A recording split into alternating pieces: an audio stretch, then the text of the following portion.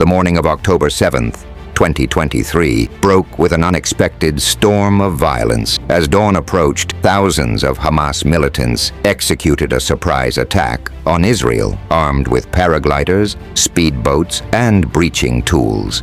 They stormed through the heavily guarded border, launching one of the deadliest and most coordinated assaults in Israeli history. 1 year later, the shockwaves of that fateful day still reverberate through the region.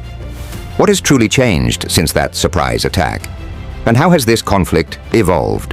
For years, Israel had prided itself on its military prowess and intelligence superiority. The Iron Dome, the intelligence network, and a well-trained army had given Israelis a strong sense of security, even in the face of threats from organizations like Hamas. However, on October 7th, 2023, those defenses faltered in a way that few could have imagined. Thousands of Hamas fighters breached Israel's border with surprising ease, killing over 1,000 Israelis and taking more than 250 civilians and soldiers hostage. The attack occurred on a major Jewish holiday, amplifying the shock and devastation. The hostages, including women, children, and elderly civilians, were paraded into Gaza, a tactic that horrified the Israeli public and set the tone for the following months of warfare. The Israeli government, led by Prime Minister Benjamin Netanyahu, was caught off guard. Questions swirled in the aftermath. How could Hamas, a group operating in the blockaded and economically devastated Gaza Strip, manage such a complex, coordinated assault? The breach exposed deep flaws in Israel's intelligence and border defenses. In response, Israel launched one of the largest military campaigns in its modern history, aimed at dismantling Hamas capabilities. Israel's response was swift and overwhelming. Within days, the Israeli Defense Forces, IDF, had launched massive airstrikes on Gaza, targeting Hamas infrastructure, weapons depots, and command centers. The ground invasion that followed was one of the largest in years. The stated goals were clear: to eliminate Hamas' ability to operate and to ensure that such an attack could never happen again. Netanyahu, under immense pressure from the public and opposition parties, promised a decisive victory that would secure Israel's future. However, over the months that followed, it became clear that achieving those goals was far more complicated than anticipated. Hamas, despite significant losses, proved to be resilient. The group's ability to operate underground, utilizing a vast network of tunnels beneath Gaza, made it difficult for Israel to fully dismantle its operations. Additionally, the urban warfare tactics employed by Hamas, embedding itself within civilian populations, further complicated Israel's military strategy. Every strike risked civilian casualties, drawing condemnation from the international community and increasing the humanitarian crisis in Gaza. What started as a conflict between Israel and Hamas quickly spread beyond Gaza's borders, pulling in multiple regional players and threatening to escalate into a broader war. Hezbollah, a Lebanese militant group backed by Iran, entered the fray within weeks. Hezbollah has long been a significant actor in Lebanon, with tens of thousands of rockets aimed at Israel. Throughout 2023 and 2024, Hezbollah launched numerous rocket attacks into northern Israel, targeting both military and civilian locations. In response, Israel expanded its military campaign to include airstrikes on Hezbollah positions in southern Lebanon, raising fears of a full-scale war on a second front. At the same time, Iran's involvement in the conflict became more direct.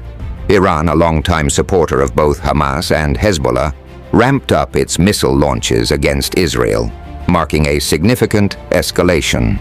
For years, tensions between Israel and Iran had been simmering, but Iran's direct missile attacks in the wake of the October 7th attack have brought the two nations closer to an outright war. Israeli officials have vowed retaliation, and military experts warn that the conflict could expand into a direct confrontation between the two regional powers. The involvement of Iranian-backed militias in Iraq and Yemen further complicates the situation. In Yemen, the Houthi rebels, also supported by Iran, launched ballistic missiles toward Israel, signaling that the conflict was no longer confined to the traditional Israel-Gaza front. Though the missiles were intercepted by Israel's defense systems, the mere act of their launch underscores the extent to which the conflict has drawn in actors from across the region. While Israel's military campaign focused on Hamas, the civilian population of Gaza has borne the brunt of the conflict. Already blockaded and economically devastated, Gaza has been transformed into a humanitarian catastrophe over the past year. Entire neighborhoods have been leveled by Israeli airstrikes, and hundreds of thousands of civilians have been displaced. Gaza's infrastructure, including schools, hospitals, and power grids, has been decimated, leaving the population with little access to basic necessities like water, food, and medical care. International organizations, including the United Nations and the Red Cross, have repeatedly called for ceasefires to allow humanitarian aid into the region. However, these calls have largely gone unheeded as both Israel and Hamas have continued their military operations. For many in Gaza, the past year has been one of unimaginable suffering, with no clear end in sight. On the Israeli side, the emotional and psychological toll has also been profound. The October 7th attack shattered the country's sense of security, and the continued threat from Hezbollah and Iran has only deepened those fears. The issue of the hostages taken by Hamas remains a deeply painful one for Israeli society. Families of the hostages have staged protests, demanding more action from the government to secure their release. For many Israelis, the government's inability to return all of the hostages is seen as a failure, further eroding public trust in Netanyahu's leadership. Domestically, the war has deeply divided Israel. Prime Minister Netanyahu, already under fire for a controversial judicial reform that had sparked mass protests before the attack, has faced growing opposition. Many Israelis blame the government for the intelligence failures that allowed the October 7th attack to occur. Netanyahu's promise of a swift and decisive victory has not materialized, and the protracted conflict has left many questioning his leadership. Protests against the government have continued, with opposition parties and protest groups calling for Netanyahu's resignation. At the same time, the war has also fostered unity in some quarters. The trauma of the attack, the ongoing threat from Hezbollah and Iran, and the emotional toll of the hostage crisis have brought Israelis together in mourning and in resolve. Memorials and ceremonies marking the anniversary of the attack have been held across the country, with survivors, families of the victims, and the wider public paying tribute to those lost on October 7th, 2023. 1 year after the initial attack, the conflict shows no signs of abating. While Israel has severely weakened Hamas, the group remains defiant, and its ability to continue operating in Gaza, albeit in a diminished capacity, means that the threat is far from over. The involvement of Hezbollah, Iran, and other regional actors has further complicated the situation, transforming what began as a localized conflict into a broader regional struggle.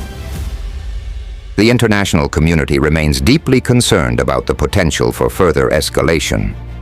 The United States and other Western allies continue to support Israel's right to defend itself, but there are increasing calls for caution and restraint, particularly in light of the humanitarian crisis in Gaza. Meanwhile, countries like Egypt, Jordan, and Saudi Arabia, which had taken steps toward normalizing relations with Israel in recent years, find themselves in difficult positions, balancing diplomatic ties with Israel and domestic pressure to support the Palestinian cause. As the war enters its second year, the region remains on edge. The question now is whether the conflict will continue to spiral into a larger regional war, or whether diplomacy and international pressure can bring about a ceasefire. One thing is clear: the attack on October 7th, 2023, has changed the Middle East, and the repercussions of that day will be felt for years to come.